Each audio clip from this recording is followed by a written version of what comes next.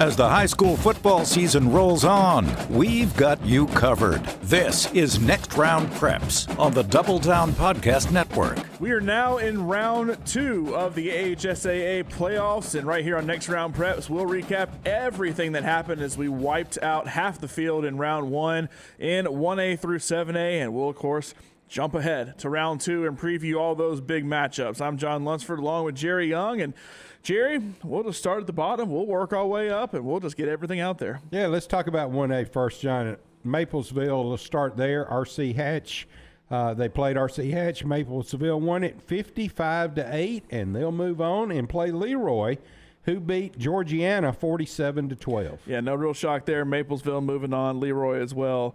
Maplesville always a power down there in Class 1A. Linden, they beat Otagoville 34-0. They will host Brantley, who won 39-3 over Choctaw County. A lot of chalk, as we like to call it here in 1A. I think only one upset overall in Class 1A. Elba, they beat Southern Choctaw 42-20. Sweetwater, they beat Verbena 48-8. Elba will host Sweetwater in that one. Milry, they beat Florala 55-7. They will host Lochapoka, who beat Keith 28-24. No real shock on any of those. Not at all. Moving up north, Meek, they won their game over Cedar Bluff with a big score, 46-6. And Pickens County, which as expected, beat Wadley 34-15. They'll play Meek, of course, at Meek. Pickens County will travel there. Yeah, Pickens County, the Tornadoes, a team that's used to playing in the Super 7, seeing them a few times. They move on with a big win there, but they do have to travel. The only favorite who's going to have to travel only one seed, not necessarily favorite, only one seed is going to have to travel in the second round. Valley Head, they beat Phillips 61-20. However, Marion County beat Raglan 59-22. So Marion County will get to host as the 3 seed. I've had a lot of people ask me, and this happens every year in the playoffs, and I know you think, wait, this doesn't make sense. This doesn't make sense. Why is this happening? I had somebody ask me in the upper classifications, why does one team travel when they beat a better seed than somebody who beat a not quite as good seed, but they're at home. It's all based on travel. So with Marion County beating Raglan, this is the only case in 1A, but this will be the case in other brackets as well. Marion County was a 3 seed. They traveled to a 2 seed. At first, 1s host 4s, 2s host 3s. That's it. But in the next round, it's all based on travel. So if a 3 plays a 1, that means a team that traveled is hosting a team that did not travel because the travel is not equal. If a 3 plays a 4, a 3 also hosts because the 3 is higher seeded than the 4 with equal travel. But if a 2 plays a 4, the 4 will host because the 4 has more travel than the 2. So that sounds very confusing, but that's why Valley Head, even though they're the 1 seed and Marion County is a 3 seed, Valley Head has to travel to Marion County in the second round. The other quadrant to round out Class 1A, Spring Garden beat South Lamar 35-7. Coosa Christian beat Hackleburg 51-8. Spring Garden will host that second round matchup, and Lynn will host Addison as Lynn shut out Donahoe 42-0, and Addison, the lowest scoring game, I think, of the entire first round, 8-6 winners over. No, actually, there was one lower scoring game. We'll get to it in a second. Addison 8-6 beat Appalachian there. So that's Class 1A. We'll move on to Class 2A now. All right, let's do it. BB Comer, big win over Lynette. They win 45-20. They will travel to Wicksburg, who, like you said, is a 3 seed. They beat the 2 seed, J.U. Blackshear. And Wicksburg will be at home against BB Comer. Reeltown, they beat Thorsby 49-6. Reeltown will host GW Long, who beat St. Luke's. Close game there, 19-16. Reeltown won 49-6 over Thorsby. Reeltown will host GW Long in that one. Ayrton, they beat Chickasaw 61-22. Ayrton will host Highland Home, the Flying Squadron. And every time I say the Flying Squadron, I know we don't talk about them a lot here, but I always got to do this every time I talk about the Flying Squadron. Right. They won 29-21 over Isabella, and pretty good Isabella team there. Clark County won 27-7 over Cottonwood. Vincent, close one here, beat Luverne 36-35. Luverne has, I believe, the longest playoff streak in the state of Alabama, but it gets ended there in the first round, so Clark County will host Vincent, and that rounds out the southern half in 2A. John, when you're going back to Highland Home, do you picture them in your mind as having little leather helmets on and goggles? I do. It's the kind of, you could switch maybe to the old school football helmets. Yeah. It kind of looks like what a pilot used to wear and the goggles. And yeah, they just The thing is, when you're Highland home, you have to have an air raid offense. Absolutely. Always, right? If you're going to have the name Flying Squadron. Got to have. All right, let's go to the north, where Sand Mountain lost to Lexington. Lexington will be at home.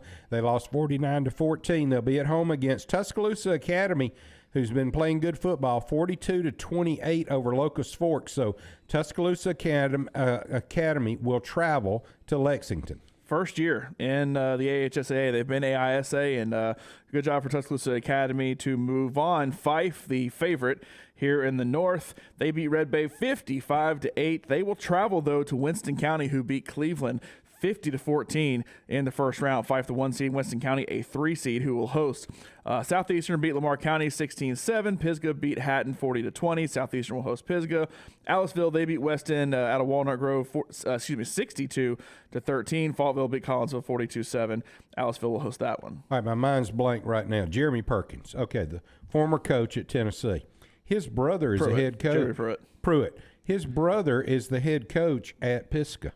Not many people know that. Wow. There you go. They're moving on to the second round. That's they right. get the delight of having to travel to Southeastern, who was the region champ out of Region 6. Pisgah, the 2 seed out of Region 7, where Fife was the winner. So, finishing second to Fife, nothing bad there, even though you didn't quite win the region. Moving on to Class 3A as we move up, starting to get a few more upsets here as we go through these different brackets. Yeah, Dadeville, big win over Southside Selma, 33-8. They'll be at home to face Thomasville, who had a big win over Strong, 20-9. Strong got 9 points. So Strong's always a good football team. As we get on up into some of these classifications, you'll start to see now some of the scores be closer together. 1A, 2A, you got a lot of runaway scores. You got really good teams. Then you got teams that got in the playoff that, they're in there because they were in there by default, to be quite honest with you. But now 3A, 4A, and 5A, a lot more closer scores. So congratulations to Dadeville. They'll be at home against Thomasville. Yeah, and like I said, in 1A, there was only one upset that actually happened strictly based on seeding. There's only one lower seed that won a couple close games, but for the most part, like you said, teams ran over. Another team that ran over a team, St. James, they're really strong down in 3A this year. They won 35-7 over Walter Welborn, a team who's always usually in the playoff race. They fall to W.S. Neal. There you go, a 3 seed beating a 2 seed. W.S. Neal won 27-13. W.S. Neal has to host St. James, but not an easy task for W.S. Neal. No, the only thing is you got St. James being in Montgomery, W.S. Neal being in East Bruton, or Bruton as, it's across the river, Murder Creek actually. So W.S. Neal has the advantage because that's a pretty good trip down 65, and you got to get off there at Monroeville and go down 31 to get to Bruton. And when you're in Bruton, you're still not there. You got to go through Bruton. So pretty good little trip there for St. James. Yeah, when it comes to travel, basically the way the state is typically divided is Birmingham is kind of split between north and south, and shares the north with Huntsville, but also shares the south with Montgomery and Mobile. So everybody has to travel down to the Mobile area, over to Dothan area, Montgomery, and even includes some Birmingham teams, as we see with like a team like Homewood. I mean, they're in Region 3 in the south, and they're, of course, right here where, a team like Hoover or Thompson, which is below Homewood, is in the north in their classification. Homewood, who's above Thompson, is in the south in 6A. That just depends on different classifications where you are. So, we'll name off some Mobile teams in the south. We'll name off some Tuscaloosa teams in the south. But in the north, you're pretty much always going to have Birmingham and up playing in the northern half. We're in the south right now, and maybe the most unfair 1-4 matchup in all of high school football. Houston Academy, who won Region 2, they fall to Mobile Christian 30-3. Mobile Christian, a region title caliber team. However, they had to forfeit games, which put them down as a 4 seed. They win 30-3, which showing obviously they're still a pretty good football team. They move on. They will host Trinity, who also is a very good football team. Trinity finishing second behind St. James right there. They beat Sachs 37-0. So Trinity will have to travel down to Mobile to play Mobile Christian. Pike County, they get an upset over Excel 42-14. Alabama Christian, they beat Randolph County 36-30. This is a case where a 3 plays a 4, and the 3 seed will be home because it used to be different. It used to be whoever the top team in the bracket was got to host regardless of seed if travel was equal. That's not the smartest way to do it because here they have equal travel. Pike County is on top as the 4 seed. Alabama Christian is the higher seeded team. Therefore, I believe rightfully so, they will host that game. We move to the north now, a team that's no stranger to the Super 7, Mars Hill. They ran all over Danville, 62-7, but they have to travel to play Geraldine again because they were a 3 seed and they beat a 2 seed. Geraldine beat Winfield 24-8, so Geraldine will host Mars Hill. Madison Academy, another team who's no stranger to the Super 7. However, they're down a classification. That next game, assuming they both win, Mars Hill and Madison Academy, I mean, those are two programs that the last, I don't know, Mars Hill hadn't been playing that long, but the last decade or so have a lot of state titles and a lot of playoff wins that they could add up together. Madison Academy beat Phil Campbell 49-28. Sylvania beat Fayette County 35-6. Madison Academy will host that one against Sylvania. Piedmont, they beat Oatman 61-0, not to be outdone by Mars Hill. They will move on and face Colbert County, who beat J.B. Pennington 57-28. So Colbert County will host, or as our friend Tim Melton likes to say, Colbert County. Right. And then I'm going to call him and tell him that Colbert's hey, they're still in. You got to go call that game and That's call right. Colbert County. Gordo beat Ohatchee 50-6. No shot Gordo. Big winner there. Lauderdale County beat Vinemont. Gordo will host Lauderdale County in the second round as we move on to 4A. Okay, in 4A, we'll stay in the south. We'll go to the top of the bracket. Simpsey Valley lost to Anniston, 52-0. Anniston will have to travel, however, to play BT Washington in a close game with Orange Beach 46-43. I really thought Orange Beach would advance to round 2. They could not.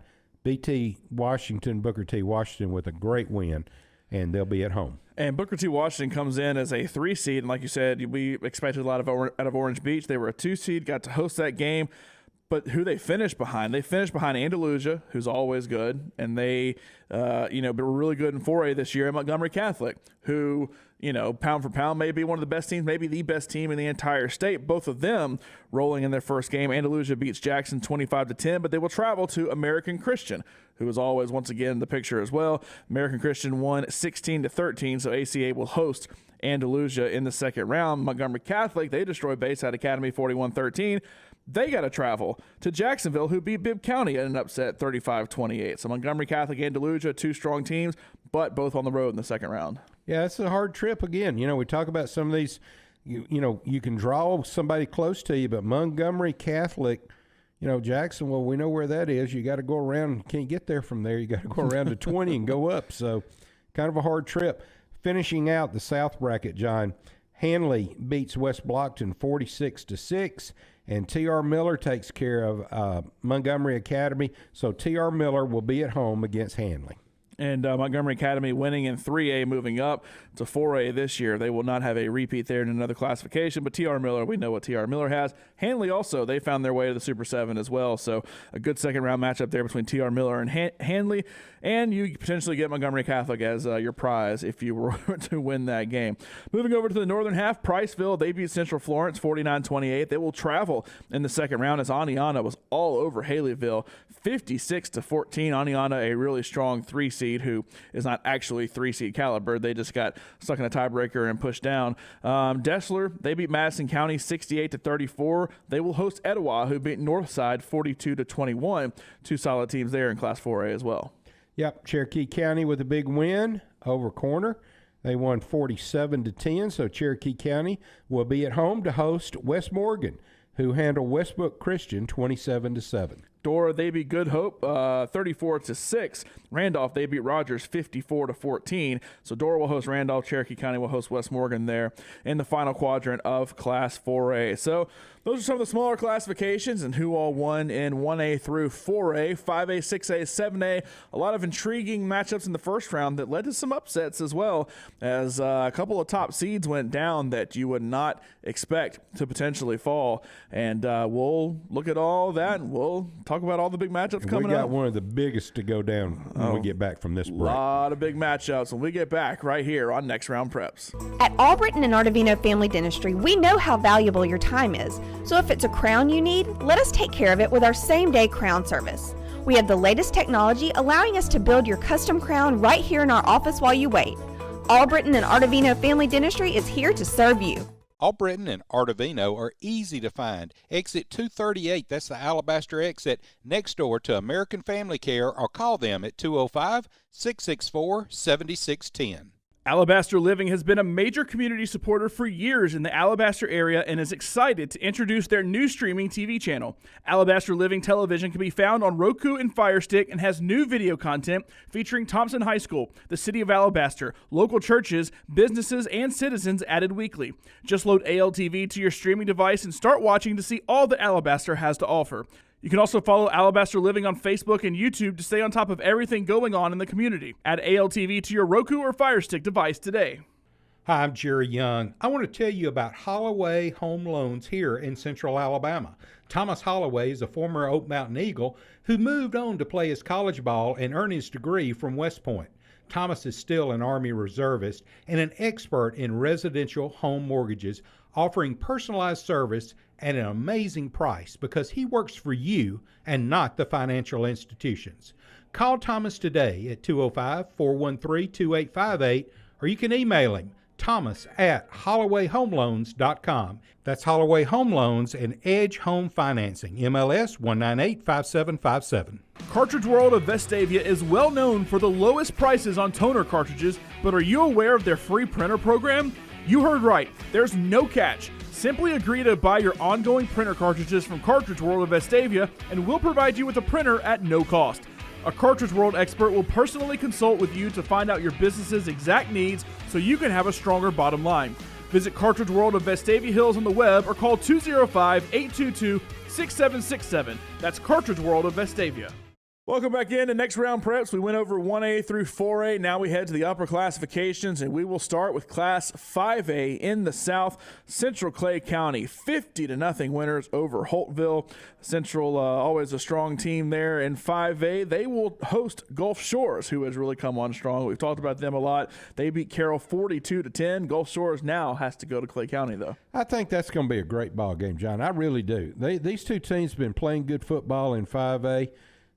You got to give a little bit of an edge to Central Clay County only because Gulf Shores, again, has to travel so far. But, this is a coin toss to me. Yeah, Central Clay County, once again, no stranger to heading to the Super 7. We'll see what Gulf Shores has for them.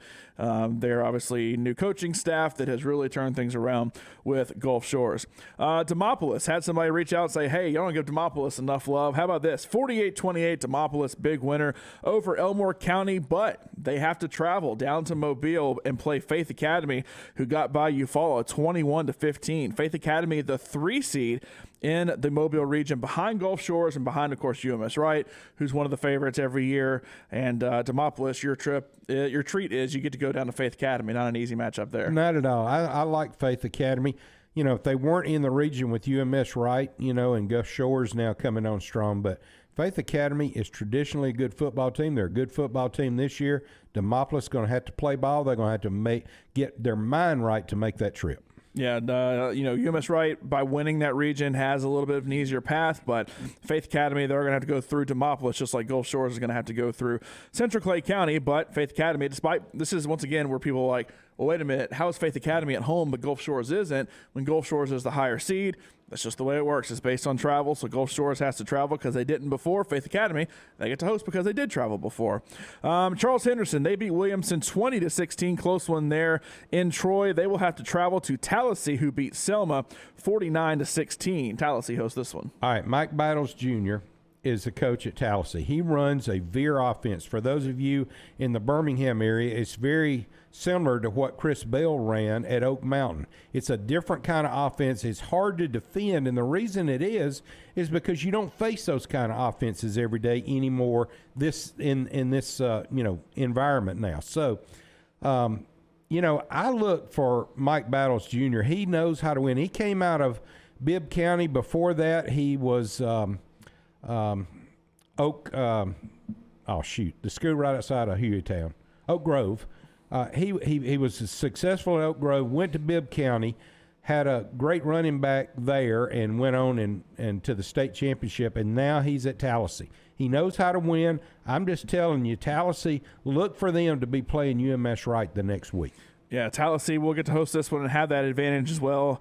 Charles Henderson winning Region 2. Region 2, though, not quite as strong. You follow the 2 seed fell there. Carroll, the 3 seed, they fell. Headland, they fell to UMS Wright 56-13. So Henderson trying to hang on, but that Region 1 really strong. Even Williamson at the 4 seed gave him a little bit of a test, but we'll see what they can do against Tallahassee. UMS Wright will host Beauregard, who beat Marbury 35-10. Beauregard not too far removed from a trip to the Super 7 and a big win there. LaDamian Webb, the running back there at Beauregard, when they won that, doing pretty good in college right now. He transferred. I forgot where he is, but I remember seeing him at the top of the stat list the other day in rushing in college football. But UMS Wright hosts Beauregard. Tallahassee hosts Charles Henderson there to round out the southern part of the bracket. UMS Wright, I mean, we all expect UMS Wright to make a little bit of a run there, and regardless of who they play between Tallahassee and Charles Henderson, if they can get past Beauregard. All right, I agree with you. Let's move to the north now. Russellville, the Golden Tigers, no trouble with Boaz, 63-10. They'll be at home against Pleasant Grove, who beat Alexandria 43-14. You know, John, Pleasant Grove has been in the playoffs every year for the last several years. This is going to be a pivotal game. Say it for me. Pivotal. Pleasant Grove has got to travel up to Russellville, a great venue up there, on-campus stadium. I'm just telling you, the Golden Tigers seem to have it this year. Yeah, I've been up to Russellville. Homewood had to go up there a couple times. Back in the early 2000s, that's who I played in both my state championship games back in 5A in 2002 and 2004. Russellville knows what it's like to get there. Russellville knows what it's like to win region titles and make playoff runs. Pleasant Grove has been good. My senior year, I also had to go through Pleasant Grove as well. So it's not like Pleasant Grove doesn't know how to make playoff runs as well. And Alexandria, Alexandria is a team that has always competed for region titles, a team that's always competing to make a deep playoff run. You know, everybody in Alexandria needs to really hate two names: Jerry Hood and Jake Gannis, who have turned Leeds and Moody in that region into the top two teams, to force them to have to play Pleasant Grove in the first round, where they end up losing 43-14. Moody, they did beat Jasper in maybe a little bit of a closer game than expected, 29-21. I talked to, we know some Jasper coaches, and they're like, man, we even thought that was going to be a little bit bigger win by Moody. They're proud of their guys for fighting and making it a one-score game. They move on to face Arab, who won 54-14 over East Limestone. No struggle there. Arab will host that one over Moody.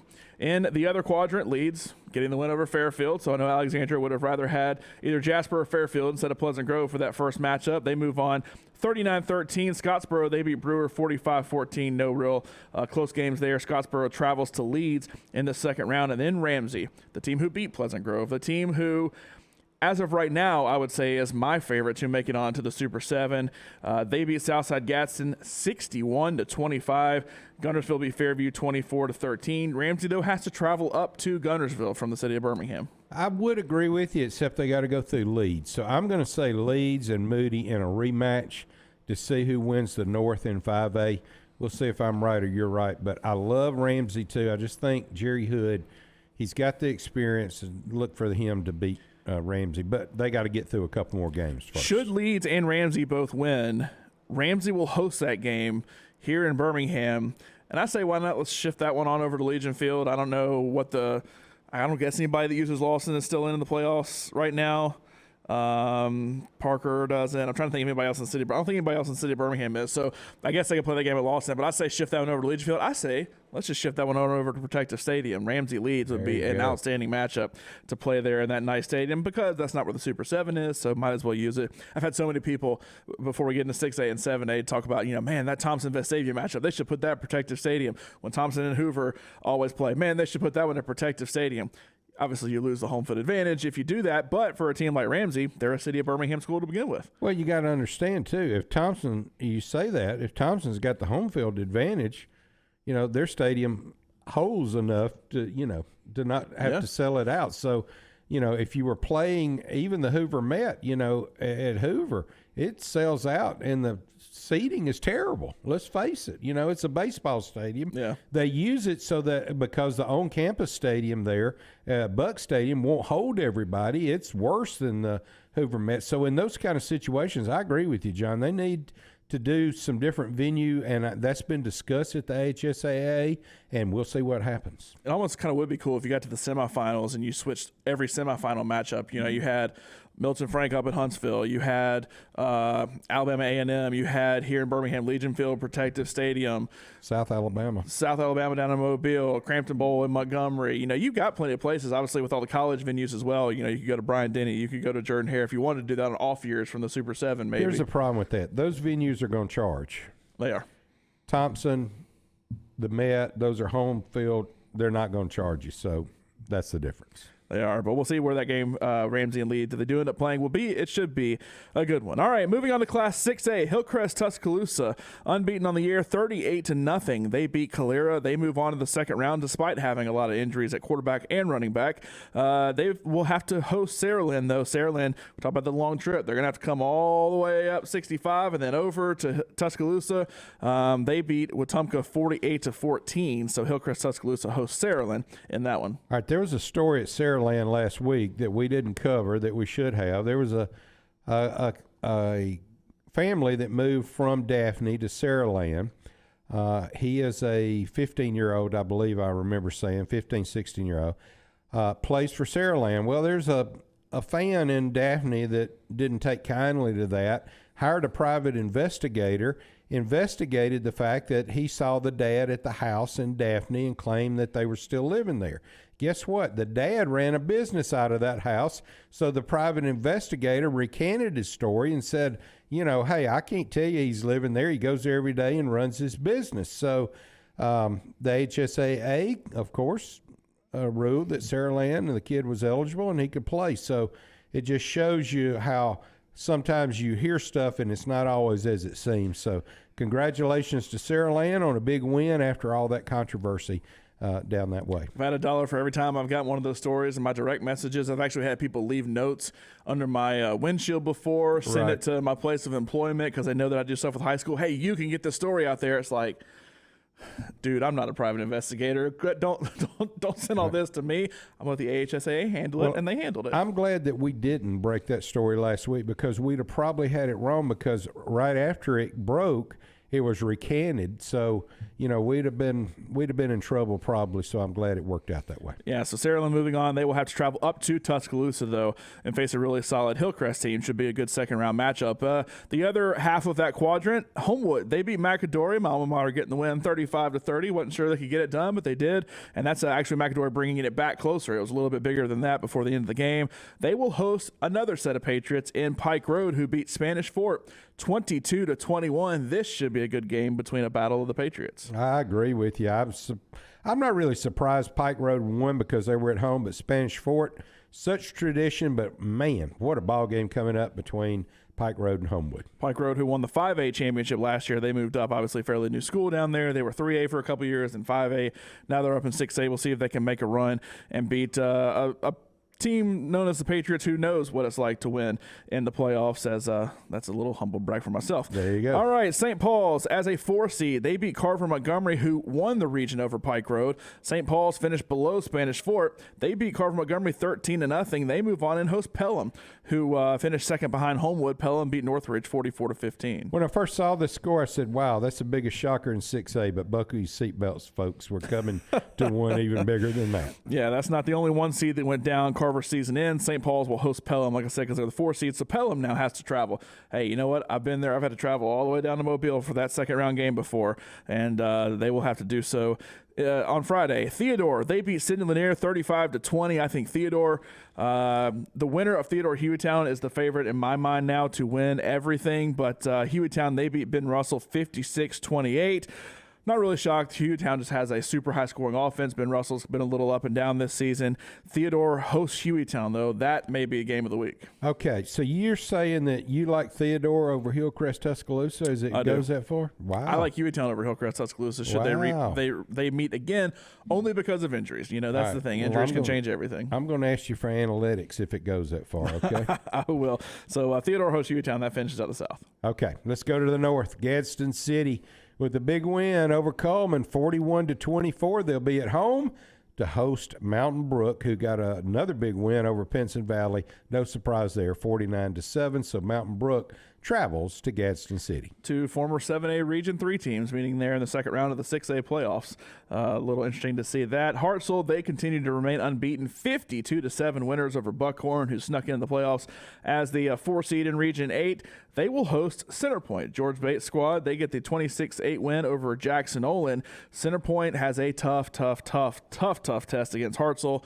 I've had a lot of people ask me about this game, and look, I love what George Bates is doing. I think Centerpoint has an outstanding team this year, but it's going to be tough to beat Hartselle. Yeah, Hartselle, I think it's going to be a Hartselle Mountain Brook matchup, but we'll see after this week. The upset of all upsets in high school football period of a decade across the country. This has had to be the biggest upset. I don't know if a top 10 team and the ratings lost or not, but the absolute biggest upset, Clay Chalkville, only 6 points against Parker. Parker wins 7-6. They move on to the second round, where they will now host Muscle Shoals, who took care of business 58-7. Clay Chalkville losing that because of no extra point, because they typically don't kick extra points. They typically go for 2. The interesting thing about that is, and I had talked to a Clay Chalkville alum, and it's like, how did they not kick an extra point? We watched them. Thompson played Clay Chalkville this year. We called that. Right. They kicked an extra point on 2 touchdowns. The game was 17-14. Now they went for it instead of kicking a field goal towards the end of the game with about 5 yards out to try to win that one. Thompson got a goal line stand to win, but then Clay Chalkville loses to Parker, the lowest scoring game of the weekend, 7-6. I don't even have any words, and I know I'm supposed to say something here, but wow, just wow. And how do you not have a kid on a soccer team somewhere that you can't bring up there that can kick an extra point? I mean, it's spotted at the 3-yard line. I mean, anybody can kick an extra point. I say anybody, but wow. And, to compare situations like this to something like the Alabama LSU game, let's say, they right. score and go for 2. That's a momentum thing. If you only have 6 points, they score this touchdown late, you don't have the offensive momentum necessarily at that point to say, yeah, let's just go for 2 in the win. I understand going for 2 in the win. It's different when you have this is the first time you've even remotely seen the end zone, and then let's just try to go for it again. At that point, I say, look, we're going to get the ball. Clay's defense is good. They kept Thompson to, pretty much in check in that game. That's the only game we were able to watch in person with them. Take it to overtime. Score every single time in overtime. Stop Parker, and you win the game. But I don't know. Interesting score here. And before I get a bunch of comments on social media or emails about Parker, Parker played very good. Their defense is stout. And, they finished 4th in the region. Yes, I get it. And so that's why we're saying, Clay Chalkville's been running all over everybody all year, and we expect them to win. But give Parker some credit. I mean, they didn't give in. They played tough, and they stopped the 2-point conversion attempt. Yeah, Parker, some good defensive recruits over there. Some good recruits overall. I will say we're obviously on a 2-year cycle with region play. Mountain Brook, Gardendale were the 2 teams ahead of them, but I do expect Parker to be that 3rd team, and maybe challenge that next year. I don't know. But, Parker will continue to at least be a playoff team. But they will get a chance to potentially run to the Super 7 as they play Muscle Shoals, a team who's usually known for pretty good defense. They held Hazel Green to only 1 score last weekend as they win 58-7. All right, Gardendale, the team that won that region over Parker. They also won a big game over Mount Brook to win that one, to win that region. 31-14, they beat Oxford, former region foe that they used to have in their region. So Oxford, their dream ends there. Fort Payne, they fall to Decatur. Gardendale has to travel up to Decatur now. Should be a good little second-round matchup. Not that far from Gardendale to Decatur since they're north of Birmingham anyway, but Gardendale trying to represent out of that Birmingham region and get to a rematch maybe against Mountain Brook. Rockets been playing good football this year. Congratulations. No doubt. All right, on to Class 7A now. The classification, we'll have a game coming up this week. We'll get to that in a second, but this is a classification that has been dominated by 2 regions, and 2 regions only. I don't have the stats in front of me, but I went through and looked at it. I mean, Region 2 has dominated Region 1 for the most part. The only reason Region 1 has a little bit of success is because McGill-Tulane, they had those 3 years. They made it to the Super 7. They beat Spain Park, then lost to Hoover in back-to-back years. But in the North, I believe in the North, since Class 7A started back in 2014, the Region 4 has only won 7 games in the first round, and 2 of those were Hewitt-Trussville when they went up there. So if you count Hewitt-Trussville among Region 3 for the whole time, they've only won 5 games since 2014. against Region 3. That's how strong Region 3 has been. In the South, Region 2, they got the win all across the board. Dothan beat Foley. Really, the one I thought they would get would be Foley over Dothan. I did too. I thought Foley was stronger than that. They've been playing great all year, and Didn't Dothan happen. sneaks in there out of a four seed and beats them 42-28. So put up a lot of points on that Foley defense. And now Dothan, they get the privilege of traveling to Auburn, who finished second in that region, but they beat Fairhope 35-17. Thought Fairhope maybe could make a little noise too. It was a decently close game, I guess. A couple scores there. Auburn, they move on. They'll host Dothan. In the other half of the South, Central Phoenix City, no shock here, all over Mary Montgomery, 58-7. They move on, and they will host Enterprise, who beat Baker 35-26. Closest game overall in the South. Baker, they were only a 2 seed because they beat Foley earlier in the season, but Enterprise showed that they're not scared of a home team. No, that's not a shocker at all. I knew Enterprise was good. I expected Baker to go down, even though they were, ranked ahead in the seeding of Enterprise, but Enterprise with a good win. So Auburn hosts Dothan, Central hosts Enterprise. In the North, Hoover, they beat Bob Jones 45-19. Hewitt Trustville with the closest game overall because Florence is a pretty good ball team. Hewitt wins, though, 38-20. Hewitt will travel to Hoover. The reason that Central, Auburn, Hoover, and Thompson are all the home teams is because they're the top seeds. I had somebody ask me, well, why does Vestavia, we'll get to that in a second. Vestavia, they beat Austin 52-10. Thompson, they beat Huntsville 34-0. Blowouts on both of those. Somebody asked me, it's like, well, how come Vestavia, who beat Austin, has to travel, and then Parker, who beat somebody else, they asked me, how come Vestavia has to travel, but some other 4 seeds are at home? That's what it was. How come Vestavia has to travel when Parker's at home? They both beat a 1 seed. Well, Vestavia is playing a team from their own region. 7A works a little different because you get to that right away in the second round. You have to get at least 2 rounds in to 1A through 6A for that to be the case. So Vestavia, they'll have to travel to Thompson. Hewitt Trustville will have to travel to Hoover, despite the fact that they both beat pretty good seeds and that they had to travel. Vestavia's going to have to travel regardless. The only way Vestavia ever could have hosted a game is if they reached the semifinals and played a team from the North that had traveled less, a.k.a. Florence, would have traveled less. Only way they could have hosted is if they played Florence in the semifinals. Outside of that, they are away every single possible scenario, which means they're going to be away when they play Thompson. All right, John, let's just break this down a little bit. If Thompson would have beat Hoover in the regular season, the last game, this would have been flipped, assuming that Thompson had beat Bob Jones and Hoover had to beat Huntsville. So would you rather, if you're Hoover, would you rather be playing Hewitt Trustville or would you rather be playing Vestavia? Can I take neither? That's I want to be playing because of how good both of these teams are playing. Look, Hoover, when they played Hewitt Trustville, was 17-7. Hoover got the win. When they played Vestavia, it was 20-14. So actually a closer game against Vestavia. We saw with Thompson the same thing. They played Vestavia. It's fairly close early on. Thompson kind of opened it up in the third quarter. It ended up being 34-14. But that's because John Paul Head went down. Correct. And Thompson made a million mistakes and was not playing good. Thompson had a third quarter kind of out of their mind. But outside of that, it was a fairly close ball game the entire time. But when they played Hewitt Trustville, they stopped a 2-point conversion to win that one 14-12. So really neither team wants to see either one of these teams. They'd rather just skip right past this and play each other again for the chance to move on. But I said this before round 1 even started, before they even played those first round games. If literally any of the Region 3 teams were to be playing in Auburn for the Super 7, would not shock me, not even one remote bit. As hot as Vestavia's been, we know what Hewitt can do, and then, of course, Hoover and Thompson. All right, I'm going to tell you that Hewitt Trustville has a weapon, and he's hard to deal with, and that's Floyd at quarterback. He has some wheels on him, and he's very shifty.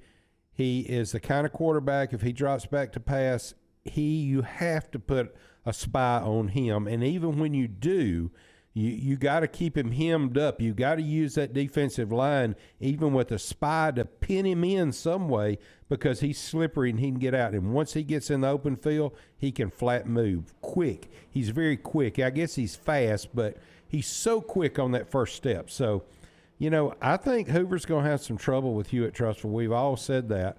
And I think that's going to be a 1-point ball game. Yeah, we saw it firsthand, and I'll try to remember the stat off the top of my head, but in that first half against Thompson, when we saw Hewitt in person, I think they were 7 of 12 on third down. The thing is, they would get into situations just handing the ball to the running back, running a pass play, whatever it may be, that Hewitt got stuck in third and long multiple times, and he, strictly Floyd, was able to make the moves with his feet. A lot of them called QB draws as well, able to make the moves to ultimately get a first down. I think they were 7 of 12 in the first half on third down, and of those 5 they didn't get, 2 of them, they were 2 for 2 on fourth down when they went for it, because he's just able to be mobile. He's just able to get out in space, and, well, obviously his dad knows something about football. That's right. So that's the kind of the breakdown on Hoover, Hewitt, Trustville. Moving to Vestavia Hills and Thompson, once again we go back to the quarterback. John Paul Head was injured in that game for Vestavia. He's playing right now with a chip on his shoulder. He knows that he wants revenge. This whole team, in my opinion, Vestavia, has been motivated to get to the second round of the playoffs because of Thompson. So if you say, well, there's a team been playing all year to get to this game, this is Vestavia Hills. They have bet the farm to get here. That's their motivation. And I really think, I asked Coach Freeman, I said, coming into this game, Vestavia Hills is going to be on an all-time high. Their emotion level is going to be off the charts when they run on that field. He said, so is Thompson. So they understand what it's going to be, and Freeman's going to have that team ready to play. And Thompson kind of doing the same thing they did last year. Now, injuries causing Thompson quarterbacks to kind of shift around. Last year we saw Connor Harrell going out. Zach Sims came in, played really well in those first couple of games against a Region 4 team, and they beat Spartan, and then they beat Oak Mountain, I believe, in the second round, and really got him prepared for this year. And then this year as well, starting Trent Seaborn, the 8th grader, against Huntsville last week, and I mean, he was slinging it around, and that shows there's a multifaceted team there. You have a quarterback who can run the ball really well, a quarterback who can pass the ball really well, and he's able to get that experience before they head into a game like this. And you look at Vestavia's schedule, the first 4 games they played, Mountain Brook, Homewood, Thompson, Hoover. 3 rivals. Thompson now, who's been a region foe for a while. Mountain Brook, 14 points. Thompson, 14 points. Hoover, 14 points. In the middle of that, they beat Homewood 35-0, who also is a region champion still in the playoffs in 6A. But after that, 52 points against Chelsea. 37 against Hewitt Trustville, a team that Hoover only put up 17 and Thompson only put up 14 on. They put up 37. They lost that one by 1 score. Oak Mountain, 42 points. Tuscaloosa County, 59 points. Helena, 44 points. Austin, a region champ last week, 52 points. Their lowest total was against Hewitt Trustville, and they still scored more than Hoover and Thompson did combined against Hewitt Trustville. That's the way this offense is cooking for Vestavia right now. Okay, here's what I think the difference in the game is. Thompson's defense, number 1. Number 2, Seaborn threw for 342 yards last week in his first start as an 8th grader, was 33 for 40, only had 7 incomplete passes, 342 yards, I believe. Seaborn's arm, Peter Woods, Dylan Campbell, Antonio Anquan Fagans, I'll get it right in a minute, and Tony Mitchell back there in the secondary. I think that's the difference in the game. My little formula I like to plug in here has Thompson minus 13.5. A lot of these also based on the fact that Thompson won by 3 scores first time. Hoover won by a couple scores the first time. Thompson minus 13.5. Hoover minus 6.5. And, if you could ever head to Vegas and bet on those, I don't know if I'd take either one of those scores because of how close these two teams are. But Thompson and Hoover the winners before, and, it's one of those things, look, until you actually come on the field and beat us, we're still the better team. I'm sure that's what Hoover thinks. I know that's what Thompson thinks.